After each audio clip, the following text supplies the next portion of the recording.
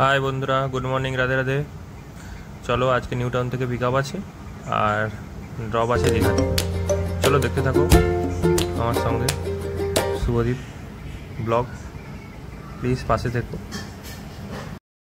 চলো দেখতে থাকো। কাস্টমার অলরেডি পিক আপ করে নিয়েছি আর দীঘার দিকে বেরিয়ে পড়েছি। চলো দেখতে থাকো, সঙ্গে থাকো। ভালো লাগলে লাইক কমেন্ট প্লিজ।